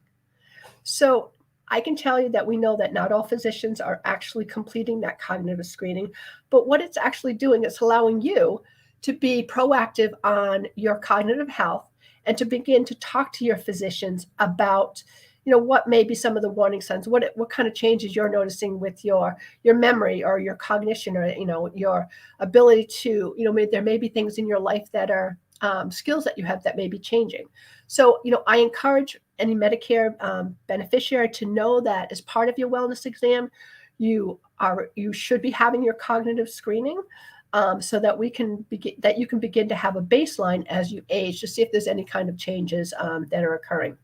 So again, you should know what the warning signs are, and you can attend one of our virtual education programs, or actually just go right on our website at alz.org to learn about what are the warning signs. And then, talk to your family members, talk to your spouse, talk to friends around you, and say, are you seeing any changes that, that you're seeing in myself that may be a little alarming, that, when my next, doctor's appointment comes up, I really need to talk to my physician about it. And it's really important that you're very honest and truthful about what you're seeing, because we, really promote how important early detection is. Because it allows the person with the diagnosis and, your family around you to kind of take control of your own diagnosis.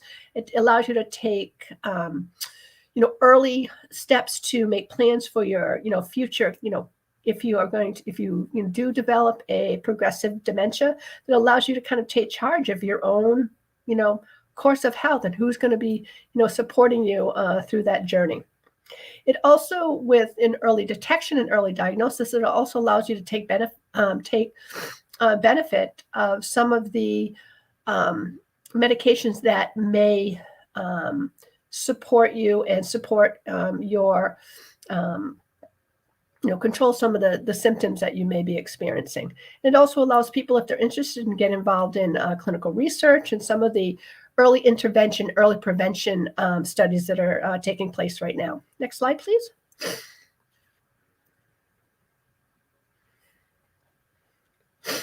So, I talked really quickly, but the Alzheimer's Association is here to support anyone who is concerned about their own memory changes, who is concerned about, if a family member or yourself is living with a diagnosis of Alzheimer's disease or another dementia.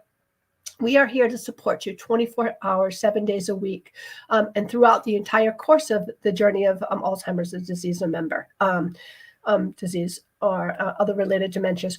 There's no cost for any of our services. Next slide, please. And I actually represent, just like many of our other states, but I actually represent the Program and Services Coordinator here in the state of Rhode Island. And our office is actually right in Providence, Rhode Island on the east side. And, people can reach out to us on our helpline or our local number. And our helpline is 1-800-272-3900. And our local chapter number is 401-421-0008. And my extension is actually 9704. Family members, if you want, we can schedule an appointment where you can actually come into the office, and we can actually begin talking about, what are the needs right now and then for the future. So I'm really excited to actually promote this new benefit that Blue Cross Blue Shield Rhode Island is now offering for any Medicare Advantage members who has a diagnosis of dementia or dementia-related diagnosis.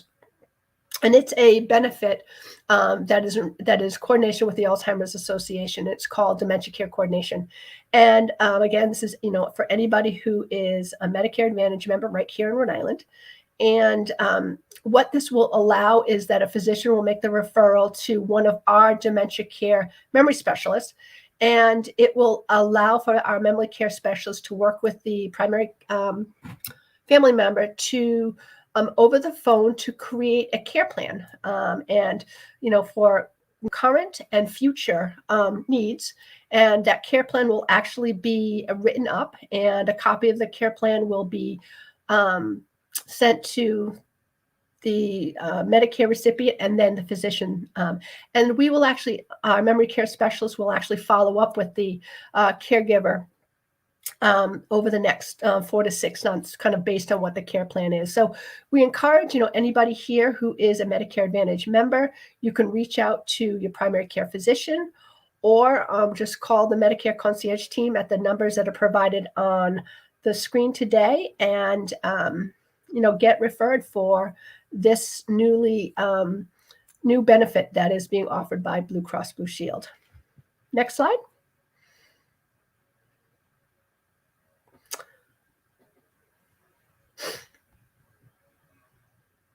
So, it's important for people to understand what are some of our services that are offered at the Alzheimer's Association. Our gateway services, our 24/7 helpline, which is available 24/7, 7 days a week.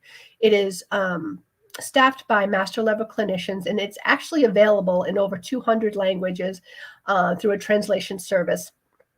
And this is where, if any individual who's, having questions about their own memory, they are wanting assistance with making some very important decisions, sort of based on, is it time for me to look into home care? Is it time for me to consider, having my loved ones stop driving? We can, help you through those decision-making skills, and, just giving you recommendations and, our expertise in sort of this area, and we can support you through those types of things. Next slide, please. We also offer another very important service that we offer is our virtual programming. I truly believe that education is power, and when a diagnosis of Alzheimer's disease or another related dementia is given, it just sends shockwaves of emotion for the person living with, who just received the diagnosis, as well as their family members. So I think a part of taking control and understanding the complexity of what this person may experiencing, the family dynamics may be experiencing. It's so important that you learn everything you can about the diagnosis, what you can expect, what kind of changes you can expect. And we at the Alzheimer's Association offer a multitude of virtual programs right now that can help just the understanding of what is coming forward. Our programs right now since COVID have been virtual, but we are slowly coming back to offer our programs here in the community. Next slide, please. So if individuals who are interested in learning about more about the educational programs that we offer, they can reach out to us through our community resource finder or our helpline. Deb? You guys provide such amazing information. You can call the Alzheimer's Association and actually talk to you and just ask some of those really hard questions that, when you're someone caring for someone with dementia, that, you're not really sure how to proceed, how do I take the keys away? Mm-hmm. And you can help with that. And just, in the middle of the night, if your loved one is, wanting to go to work at 3 a.m., you're available for them. And I think that's where the expertise and just the experience that our clinicians have. Many of our clinicians are former caregivers. And so they've been through it, they understand. And so I think that empathy over the line and that, that it can be really cathartic for that caregiver who's reaching out. It just helps them. We're giving just so many opportunities and examples of potential ways that they might be able to, support that person who may be struggling in the middle of the night, like you said. So. Yeah, it's absolutely amazing. And I love the fact that you have the case management capabilities for the Blue Cross Blue Shield members, because sometimes that's something folks really struggle with. So amazing program, amazing work you guys are doing over there. Thank you so much for joining me today, Annie. I really appreciate it. You know me, I'm a talker, so, but listen, I thank you so much. And again, thank you for everything that you do in, here in the state of Rhode Island. You've been a blessing for so many families in the state. So thank you so much. Thank you. Thank you. Take care. So everybody, if you have an individual with Alzheimer's disease or other neurocognitive disorders, please reach out to the Alzheimer's Association. So I'm not sure where you're watching from. Hey, tell me in the chat where you're watching from. That would be actually kind of cool to know. Anyway, about 2 weeks ago, we had a big storm come through and a lot of us lost power. My last guest is going to tell you what you should do to be prepared for the next one. Winter is coming. It's a little chilly today. Those nor'easters are coming. I'd like to welcome Armand Randolph from the Rhode Island Emergency Management Agency. Hi, Armand. Hey, good morning, Deb. How are you today? Good. So what should we be doing to be prepared so that we're not caught, sitting in the dark saying, oh my, next time? Our biggest things to look at is looking at a plan, communicating with your family, and making sure you take care of your loved ones. So the biggest thing for us is always communicate, always communicate. But before you do that communication, make sure you sit down with your loved ones to design a plan. And what does that plan look like? So today, I'm going to go over a couple of slides or pictures and some understanding of what you can do to make yourself prepared and be ready for any type of disaster that may happen. Next slide, please. So my agenda today, open remarks, a little bit of a background, the purpose, and then going into what does it mean to make a kit? What does it mean to make a plan? What does it mean to stay informed? And how you can help yourself by registering with the Rhode Island Special Needs Emergency Registry. Make sure people or personnel, especially first responders, are aware of any situations in your house that they need to be informed of prior to an emergency, so you can get the necessary resources and assistance when needed. Next slide.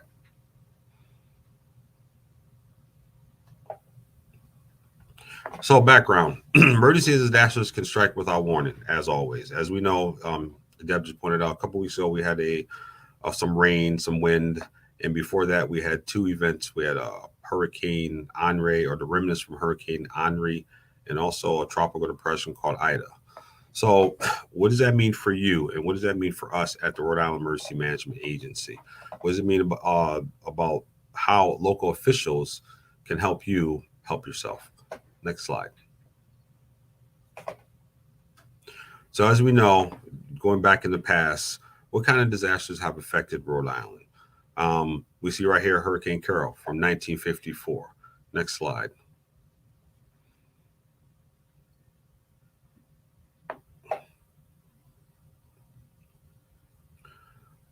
We also see another big storm or situation we had. I'm sure everybody remembers the blizzard of 1978.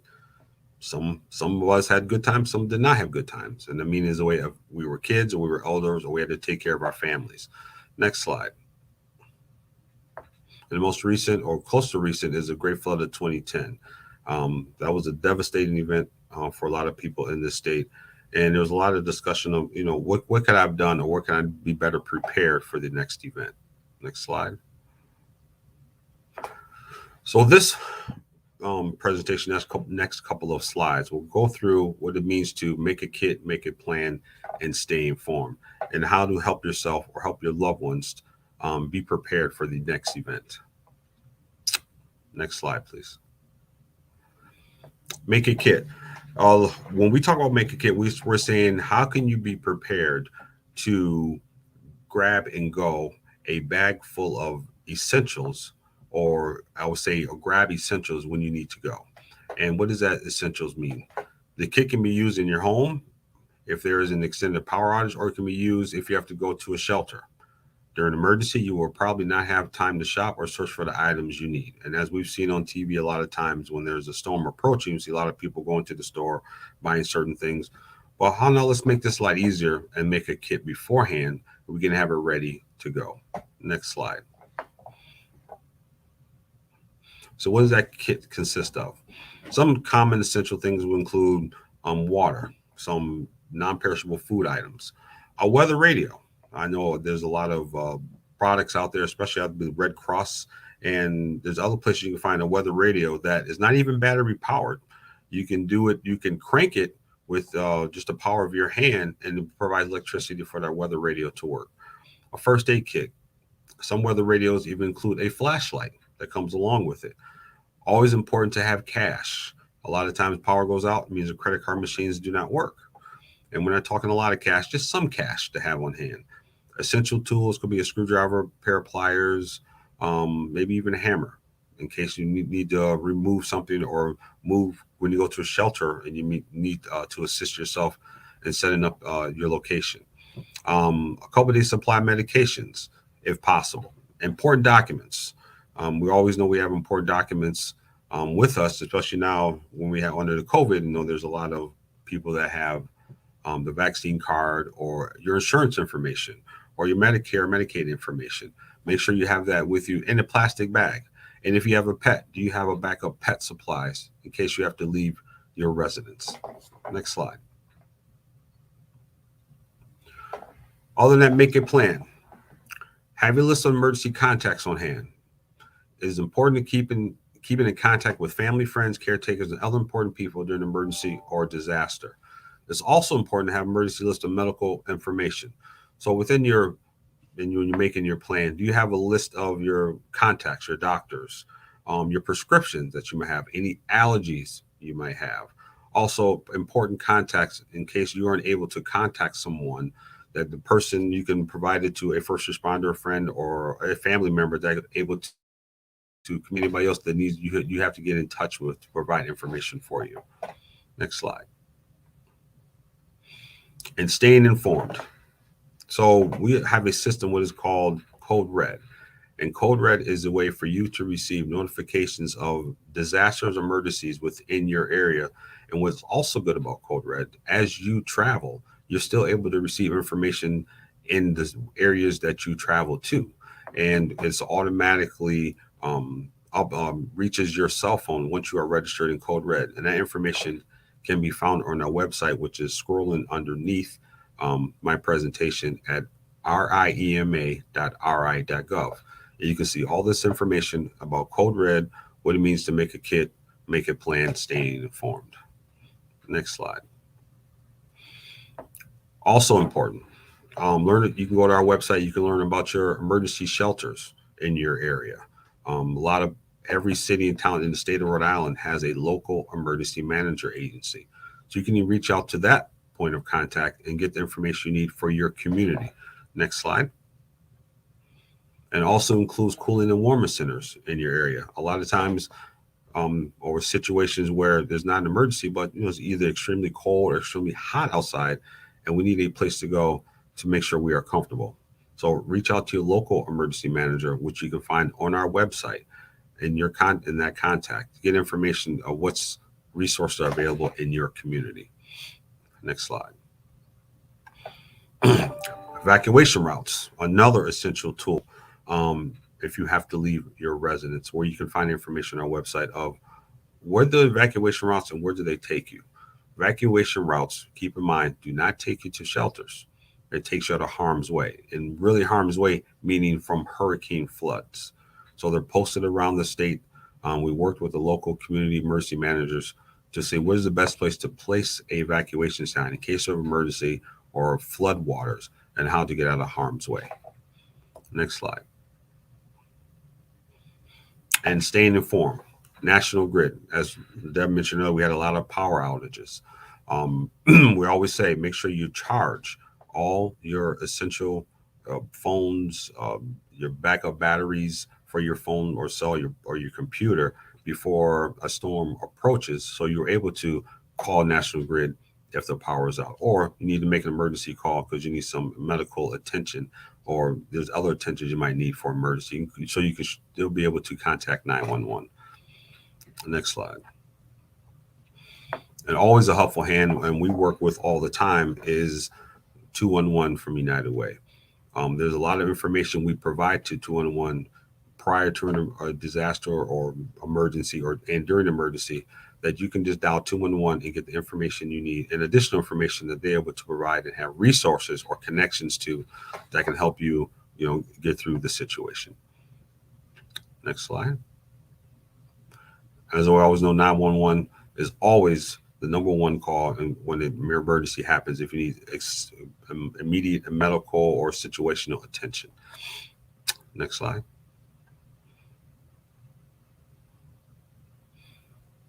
And Reisner. This is a database within the state of Department of Health, within the Department of Health, that identifies where our most vulnerable population live. With this, they are able to register yourself and provide information that you feel comfortable with. So in case of an emergency, a local emergency manager or first responder understands that this individual lives in this address and has these special needs, and we need to evacuate this person. What resources can we bring to assist that person? Just to provide an example. So highly encourage if you can go to the Rhode Island Department of Health website, and I'm sure we can forward this out to anyone that needs the exact address, web link on how to register yourself in case you need assistance during emergency. And the first responders know this, any circumstance or situations you may have or need to assist you prior or during an emergency. And this last slide is just our social media contacts, and where we post a lot of information, especially during an emergency. And you can follow us and keep in tune on, that's part of staying informed. And that's all I have for this presentation, Deb. Armand, this is great. And I think, one of the things that's super important that we often forget these days is cash. Yes. Yes. Nothing works without the power. You can't go to the bank and get the cash out without electricity. I totally agree. And there's a lot of little tidbits we try to provide to make sure we make it as easy as possible to getting through a situation. And, I have to give you a huge shout out too, because when those COVID vaccines were released for the public, It was the Rhode Island EMA that like worked to get them out there into a lot of those communities, especially the communities that don't have senior centers, and make sure that people got vaccinated so they could be safe. Yeah, that is true. And I think a lot of people may not realize what we do at this agency, as we've been working with COVID going over 2 years now, and helping the community in the state get the best information that they can, the medical attention that they require, go from setting up tents from around the states for testing and vaccination to setting up field hospitals in the state. So we've done a lot of work and had a lot of support from other agencies and organizations to get a lot of this work done. So we appreciate it. You guys have been absolutely amazing. And I think what you said about make a plan ahead of time, it's really important that we not wait to tell our kids what our plan is when something's coming, and to not only tell our kids when, what the plan is, tell our friends, tell our neighbors, and have that conversation before the emergency happens. Exactly. Communication. Exactly. Well, thank you so much for coming on today, Armand. Thank you for everything that the EMA is doing. I know that you guys are still out there working to get a lot of the COVID pieces of the puzzle done and keeping us all safe. Yeah, but thank you, and thank you to your team for your assistance and putting this all together, and to all the presenters, thank you for all the work that you do. We really appreciate it. Thank you. Take care. Well, everybody, lots of great information shared today. Absolutely amazing. And I really hope that you've hit the like button and the share button. If you missed anything, don't be afraid. We did record it, so you can go back and watch it again. And please share it with your friends, because there's thousands of people who need to know the information that we talked about today. Big shout out to our sponsors: Commonwealth Care Alliance, Carelink, Oak Street Health, Rhode Island Parent Information Network, Wingate Residences on Blackstone, O'Hara Senior Care Services, England Studio, and huge shout out to Ben from 321 Media for making this look great. I look forward to seeing you all tomorrow for Friday Friends right here at 9 a.m. In the meantime, be well. If you liked this video, please follow us on social media and subscribe on YouTube. For more information, visit rielderinfo.com or call 401-585-0509. If you have any questions, email deb@rielderinfo.com.